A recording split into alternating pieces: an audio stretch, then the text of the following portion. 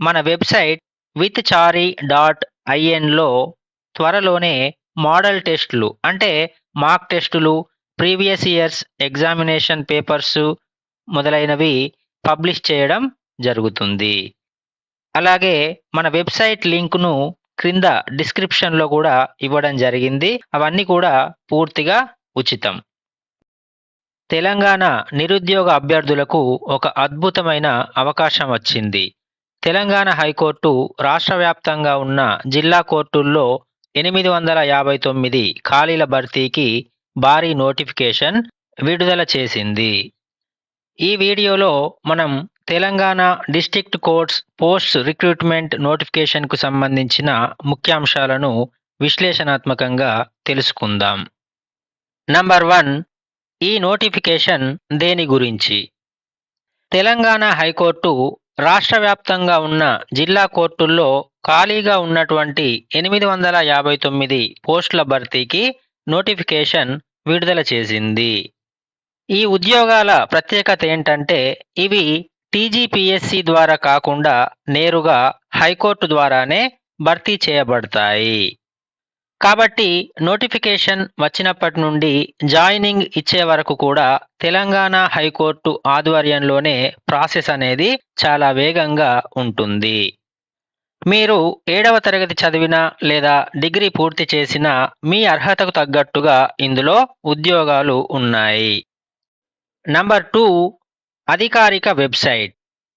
ఈ ఉద్యోగాలకు సంబంధించి మీరు పూర్తి నోటిఫికేషన్ చదవాలన్నా లేదా ఆన్లైన్లో దరఖాస్తు చేసుకోవాలన్నా కేవలం తెలంగాణ హైకోర్టు వారి అధికారిక వెబ్సైట్ను మాత్రమే సందర్శించండి.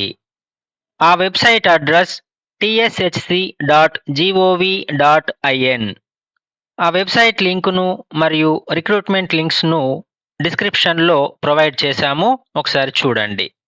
ఈ వెబ్సైట్లోకి వెళ్ళాక అక్కడ మీకు రిక్రూట్మెంట్ అనే సెక్షన్ కనిపిస్తుంది. అందులో జిల్లా కోర్టులకు సంబంధించిన పోస్టులకు సంబంధించి విడివిడిగా నోటిఫికేషన్లు పీడిఎఫ్లు ఉంటాయి. పొరపాటున కూడా ఇతర వెబ్సైట్లలో మీ వ్యక్తిగత వివరాలను నమోదు చేయకండి. కేవలం ఈ అఫీషియల్ వెబ్సైట్ను మాత్రమే వాడండి. దరఖాస్తులు ప్రారంభం జనవరి 24, 2026. అలాగే దరఖాస్తుకు చివరి తేదీ ఫిబ్రవరి 13, 2026. నంబర్ 3, ఉద్యోగాల రకాలు మరియు అర్హతలు. ఈ నోటిఫికేషన్లో మొత్తం 859 పోస్టులున్నాయి. కానీ ఇవన్నీ ఒకే రకమైన పోస్టులు కావు. ఇందులో మొత్తం 9 రకాల పోస్టులున్నాయి. మీ విద్యార్హతను బట్టి మీరు ఏ పోస్టులకు అర్హులో ఇప్పుడు తెలుసుకుందాం. మనకిందులో మొత్తం 9 రకాల పోస్టులు మెన్షన్ చేశారు. 1 junior assistant, 2 field assistant, 3 examiner, 4 record assistant, 5 process server, 6 typist, 7 copyist, 8 stenographer grade 3, 9 office subordinate. అయితే ఇక్కడ ఒక ముఖ్యమైనటువంటి విషయం గుర్తుపెట్టుకోవాలి. ఏంటంటే మీ దగ్గర డిగ్రీ ఉంటే మీరు డిగ్రీ పోస్టులతో పాటు ఇంటర్ మరియు 10వ తరగతి అర్హత ఉన్న పోస్టులకు కూడా అప్లై చేసుకోవచ్చు. ఒకసారి అవేంటివో చూద్దాం. 1, డిగ్రీ చదివిన వారి కోసం. మీరు ఏదైనా డిగ్రీ పూర్తి చేసి ఉంటే జూనియర్ అసిస్టెంట్, ఫీల్డ్ అసిస్టెంట్ పోస్టులకు అప్లై చేయొచ్చు. వీటితో పాటు మీరు క్రింది స్థాయి పోస్టులైన అంటే ఎస్ఎస్సి ఇంటర్ స్థాయి పోస్టులైనటువంటి examiner, record assistant, process server పోస్టులను కూడా అప్లై చేసుకోవచ్చు.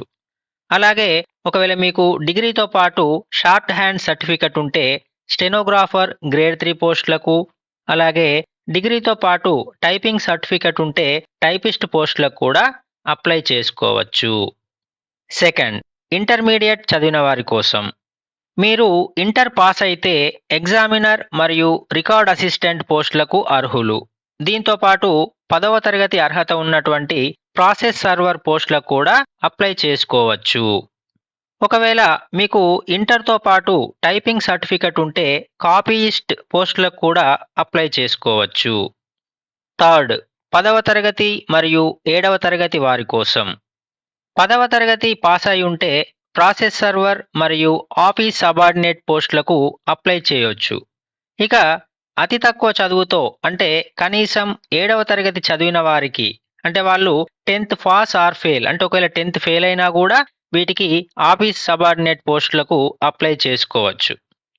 అంటే ఆఫీస్ సబార్డినేట్ పోస్ట్కి గరిష్ట అర్హత అనేది కేవలం 10వ తరగతి మాత్రమే. అంటే ఇంటర్ లేదా డిగ్రీ చదివినటువంటి వాళ్ళు ఈ పోస్టులకు అప్లై చేసుకోవడానికి అనర్హులు, అంటే అర్హత లేదు. నంబర్ 4 వయోపరిమితి. ఇప్పుడు చాలా మందికి ఉండే సందేహం ఏంటంటే ఈ ఉద్యోగాలకు అప్లై చేయడానికి ఎంత వయస్సు ఉండాలి? అంటే ఈ పోస్టులకు అప్లై చేసే అభ్యర్థుల వయస్సు 18 నుండి 46 ఏళ్ల మధ్య ఉండాలి. అంటే 46 ఏళ్ల వరకు ఉన్న వారికి ఇది ఒక గొప్ప అవకాశం. అయితే రిజర్వేషన్ ఉన్నవారికి వయస్సులో సడలింపు, అంటే రిలాక్సేషన్ కూడా ఉంటుంది. బీసీ, ఎస్సీ, ఎస్టీ మరియు ఈడబ్ల్యూఎస్ అభ్యర్థులకు 5 ఏళ్ల మినహాయింపు ఉంటుంది. అంటే వీళ్ళు 51 ఏళ్ల వరకు కూడా అప్లై చేసుకోవచ్చు. అలాగే దివ్యాంగులకు, అంటే పిహెచ్సి ఫిజికల్లీ హ్యాండిక్యాప్డ్ వాళ్లకు 10 ఏళ్ల సడలింపు ఉంటుంది. అంటే వీళ్ళు 56 ఏళ్ల వరకు అప్లై చేసుకోవచ్చు. Number 5 local, non local. Local అభ్యర్థిత్వం విషయంలో చాలామంది పాత పద్ధతిని అనుకుంటున్నారు. కానీ తెలంగాణ కొత్త రూల్స్ ప్రకారం మీరు 4వ తరగతి నుండి 7వ తరగతి వరకు వరుసగా 4 ఏళ్ళు ఏ జిల్లాలో చదివితే ఆ జిల్లాకే లోకల్ అవుతారు. ఒకవేళ మీరు 4వ తరగతి నుండి 7వ తరగతి వరకు వేర్వేరు జిల్లాల్లో చదివి ఉంటే మీరు 1వ తరగతి నుండి 7వ తరగతి వరకు ఏ జిల్లాలో ఎక్కువ కాలం చదివితే ఆ జిల్లాకే లోకల్ అవుతారు. నంబర్ 6 పరీక్షా ఫీజు.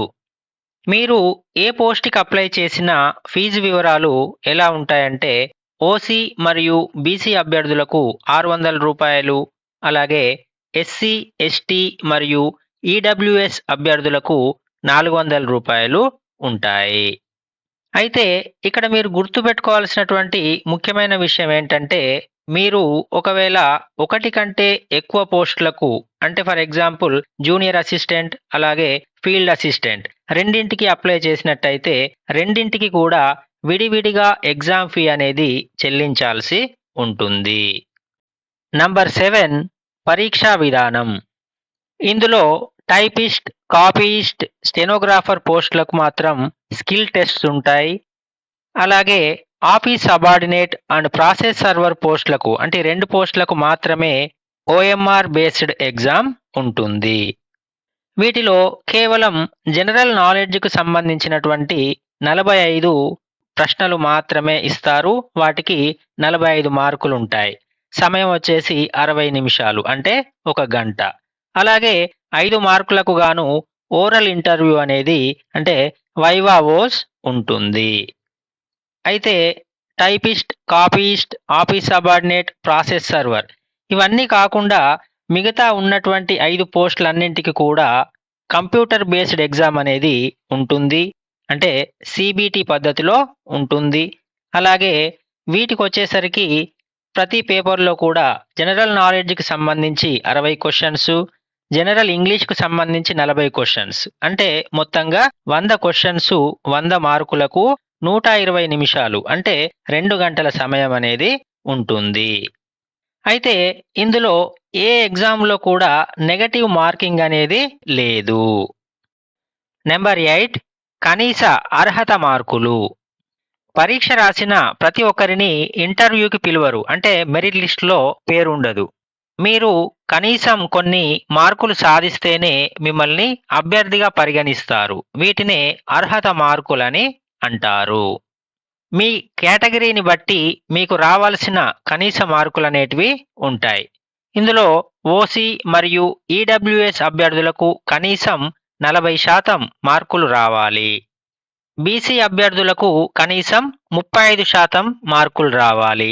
అలాగే ఎస్సీ, ఎస్టీ మరియు దివ్యాంగులకు అంటే ఫిజికల్లీ హ్యాండిక్యాప్డ్ వాళ్లకు కనీసం 30% మార్కులైనా రావాలి. అయితే ఇక్కడ మీరు గుర్తుపెట్టుకోవాల్సిన విషయం ఏంటంటే ఈ మార్కులు వస్తే కేవలం మీరు క్వాలిఫై అయినట్టు మాత్రమే. ఉద్యోగం రావాలంటే మాత్రం దీనికంటే చాలా ఎక్కువ మార్కులు సాధించాల్సి ఉంటుంది. తెలంగాణ డిస్ట్రిక్ట్ కోర్ట్ ఎగ్జామ్స్కి సంబంధించినటువంటి వివరాలతో మరొక వీడియో రూపంలో మీ ముందుకు వస్తాము. అందులో ప్రధానంగా వివిధ పోస్టులకు సంబంధించి సిలబస్ ఏ విధంగా ఉంటుంది, మన ప్రిపరేషన్ ప్లాన్ ఏ విధంగా ఉండాలి, అలాగే మనం ఎలాంటి స్ట్రాటజీస్ ఉపయోగించాలి, ఎలాంటి రెఫరెన్స్ బుక్స్ యూజ్ చేయాలి, పరీక్ష ఎప్పుడు ఉండవచ్చు, అలాగే ఈ పోస్టులకు సంబంధించి పోటీ ఎలా ఉంటుంది, ఎగ్జామ్స్లో వచ్చే ప్రశ్నల సరళి ఏ విధంగా ఉండొచ్చు, అలాగే కట్ ఆఫ్ మార్కులు వాటి విశ్లేషణకు సంబంధించినటువంటి వివరాలతో మీ ముందుకు వస్తాము.